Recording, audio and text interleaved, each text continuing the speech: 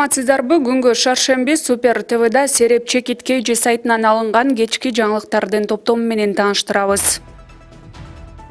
Жеңиш күнүнө карата Кыргыз мамлекетинин президенти Садыр Жапаровдун Москвага келиши пландалган жок. Бул тууралуу бүгүн 5 майда Орусиянын президенти Владимир Путиндин басма сөз катчысы Дмитрий Песков билдиргенин ТАСС жазып чыкты. Ал журналисттин бул иш-чарага Кыргыз президенти чакырылабы деген суроосуна жок, азырынча планда жок деп жооп берген. Бүгүн 5 майда 9 май жеңиш күнүнө арналган парадка Тажикстандын президенти Эмомали Рахмондун чакырылганы маалым болду. Анда ал Владимир Путин менен Кыргызстан Тажикстандын чек арасындагы кырдаал боюнча сүйлөшүү жүргүзөт. Песковдун айтымында эки президенттин сүйлөшүүсү Кыргыз-Тажик чек арасындагы жаңжалга чейин эле макулдашылган.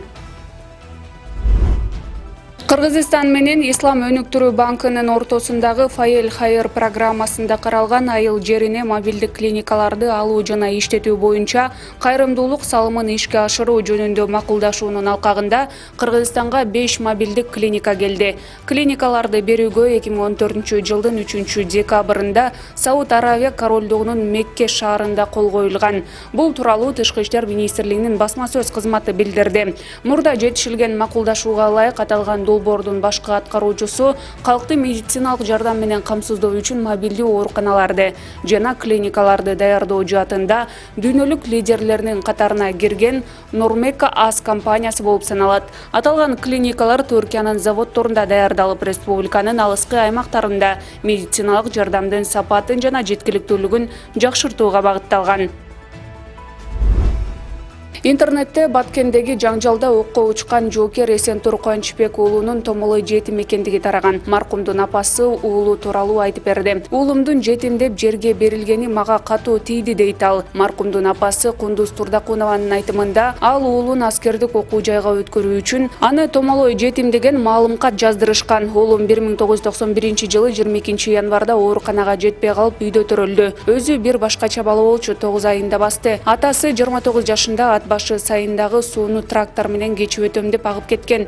Сөөгү бир күндөн кийин табылган. Уулум Эсентур 8-класста бүткөндөн кийин аскердик окуу жайында окуйм деди. Ошондо кайненем балдарды менден алып калып, мени иште деп жөнөттү. Иштеп жүрүп 5 жылдан кийин турмушка чыктым. Уулумдун минтип көз жумаары үй чуктасам түшүмө кирген эмес. Аны майрам сууга алып жерге берерде ата-энеси жок деди. Мен ызаландым дейт эне.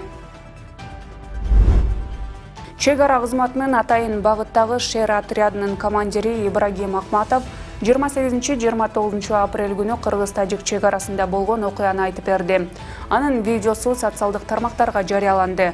Анын айтымында 28 апрелде саат 10:20 чамасында Тажикстандын жарандары чек арага келип, Кыргызга тиешелүү жерге өзлөрүнүн байкоо каражаттарын орното башташкан. Жана тажик тараптын мындан провокациялык ишке барышаарын алар буга чейин эле билген. 10 күн мурда эле 17 апрелде булар тракторлорун алып келишкен, окоп казып позицияларды даярдай башташкан. Окуя таш ыргытуу менен эле башталган. Биз даярдыкта турганбыз. 29 апрель күнү эле булар мергенчилик мылтыктарды колдоно башташты. Мен көргөндөн ошол жакта эле 10 жаран октон жаракат алды. Анан тажиктер биздин аймакка өтө баштады. Тажик тараптан чыккан автоматтын үнү угулду. Биз тараптагы сакчы уставка байланыштуу эскертүү катары окту асманга чыгарды. Ошол учурда даяр турган тажик тарап ок чыгарды. 2 мүнөт өтпөй эле минометтор жарандар тарапка түштү.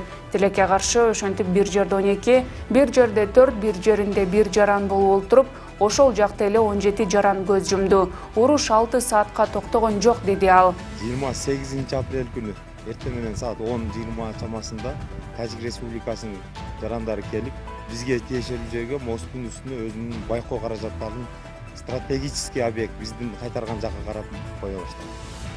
Биз айта кетчү нерсе, бул Тажик Республикасынын мындай провокацион ишке баргандыгын заранее билгенбиз. 10 күн мурда эле булар келип, 17 күнү эле, 1 күнү эле конфликтте экскаватор тракторлорун алып келип, өздөрүнүн территориясына окопторду казып, позицияларды даярдай баштаган ачык эле. Окуя башталганда таш ыргытуу менен эле болот деп биз бир күн алдыңкыда эле сезип даярдыкта турганбыз. 29 күнү саат 13:50 чамасында таш ыргытуу башталгандан баштап эле булар ТОЗ-8 охотничий мылтыктарды колдоно баштады. Биздин элдер ызычууда байкалбай бир мен көргөнүмдөн 10 адамга жакын огнестрельный жаракат алды.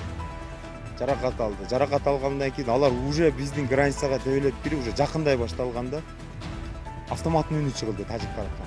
Тажик тарап автоматты атты биз жака. Биз гарнизондун кароолдук уставтын негизинде сакчы асманга эскертүү менен ок чыгарганда булар жактан уже залпы бардыгы позицияда даяр турган экен, биз жака ок чыгарды. 2 мүнөт өтпөй эле уже минометтер түштү. Минометтер биз турган позицияга эмес, биздин жарандар топтолуп турган жерге түштү. Тилекке каршы бир жерде 12 жараныбыз, бир жерден 4, бир жерден 1, жалпысынан Головнойдун шүлпө керегинин 17 жаран бир минометтин жарылуулары менен каза болуп калды. Уруш 6 саатка согуш токтолбоду. Бүт өзү граница жерде бул курал менен болуш керек эле, стрелковый оружие. А булар курал колдонуу эрежелерин, чек арадагы курал колдонуу эрежелерин бузуп, бүткүл күч каражат менен, минометтик эсептер менен, АГС, жардыруучу заттар менен, РПГС бүт топтук куралдар менен курал колдонду. Интернетте формачан милиция кызматкерлеринин идиш жууп жатканда тартылган сүрөтү тарады. Бул сүрөттү Facebook колдонуучусу Азамат Бакеров жарыялады. Жалал Абад облустук ички иштер башкармалыгынын кызматкерлери Баткенде кызмат өтөшүүдө. Мындан тышкары жалпы кыргыз коомчулугу болгон жардамын аяган жок. Кыргыз элинден айланса болот деп жазды ал. Буга чейин Жалал Абад облустук ички иштер башкармалыгынын басма сөз кызматы Жалал Абад облустук ички иштер башкармалыгынын шаардык, райондук ички иштер бөлүмдөрүнүн жана ички иштер министрлигинин Шумкар атайын багыттагы полкунун Жалал Абад шаарындагы өзүнчө ротасынын кызматкерлери Баткен жергесинде кызмат өтөп жатканын маалымдаган эле. Президент Садыр Жапаров Баткен облусунун чек арадагы айылдарын калыбына келтирүү жана өнүктүрүү боюнча биринчи кезектеги чаралар жөнүндө жарлыкка кол койду.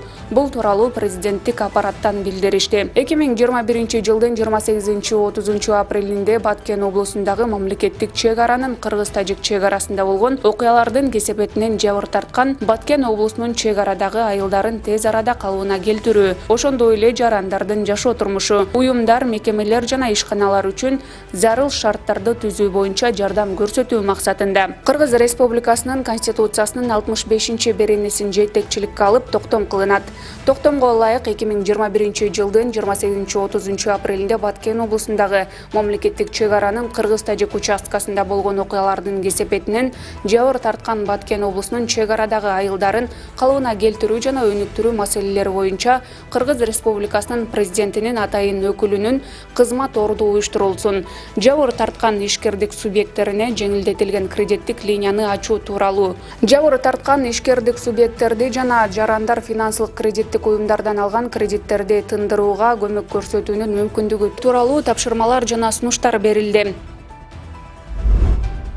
Мыйзамга ылайык 9 май жеңиш күнү жекшемби күнгө туш келип калгандыгына байланыштуу эс алуу күнү майрам күндүн эртеси күнкү иш күнгө жылдырылышы керек болчу. Тактап айтканда 9 май жекшембиге туш келип калгандыктан 10 май эс алуу күнү болушу керек эле. Бирок дем алыш жана майрам күндөрү сарамжалдуу пайдалануу максатында өкмөт 10 майдагы эс алуу күнүн башка күнгө 30 августка жылдырууну чечти. Ошондуктан 10 май иш күн деп жарыяланды. Эми кыргызстандыктар августта 4 күн катары менен эс алышат. 27-28 август ишемби жекшемби, 30 август 10 майдын эсебинен 31 август Кыргызстандын эгемендүүлүк күнү эс алуу күн деп жарыяланды.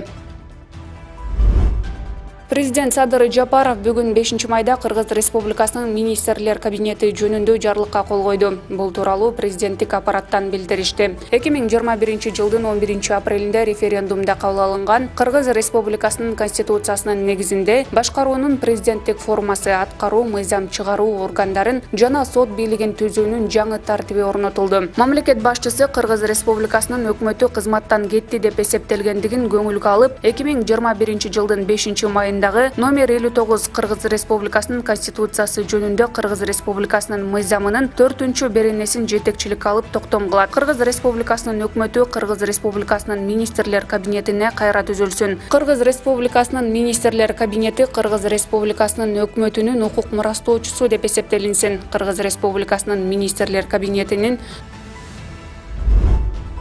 Жаңылыктардын соңунда көңүлүңүздөрдү жагымдуу сүрөттөрдүн топтомуна бурабыз. Николай Ачкасов аттуу Facebooktун колдонуучусу 2, 3, 4 май күндөрү аралыгында Ленин айылында тартылган сүрөттөрдү жарыялады. Анда адырлар жана талаалар кыпкызыл кызгалдактарга бөлөнгөнүн көрүүгө болот.